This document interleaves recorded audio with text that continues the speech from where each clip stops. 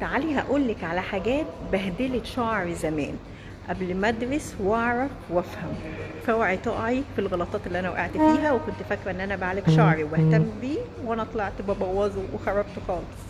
مش هقولك دوسي على علامه الحفظ ولا دوسي على قلب زي قلبك، ولا كمان ان انت تكتبي لي دعوه حلوه في الكومنت. انا هسيب الموضوع لذوقكم.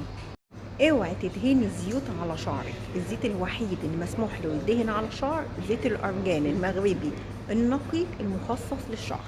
ولما تستخدمي شامبو او حاجه لتصفيف شعرك وشعرك ارتاح معاها، الله يبارك لك. بلاش نظريه لازم نغيره كل شهر وكل شهرين وكل 3 شهور. مادام لقيتي حاجه تريحك اثباتي عليها. ما بنصدق نلاقي في الدنيا حاجه تريحنا. فكرة بقى ان انت ما تغسليش شعرك بالشامبو وكفاية البلسم دي مصيبة سودة، لان مع الوقت هتلاقي بصيلات شعرك ضعفت لان هو ما بينضفش. النظافة مهمة جدا. البلسم خطوة ترطيب مش تنظيف. فكرة ان انت تستخدمي الشامبو الجاف او الشامبوهات الكريمي اللي ما فيهاش اي فوم او رغوة على طول ده غلط. لازم على الاقل مرة في الاسبوع تستخدمي شامبو فيه رغوة عشان ينضف شعرك مظبوط. حمام الكريم والبلسم عمرهم ما كانوا كفاية لترطيب شعرك. لازم كمان ندهن شعرنا بشكل يومي حاجة طبيعية مناسبة ليه.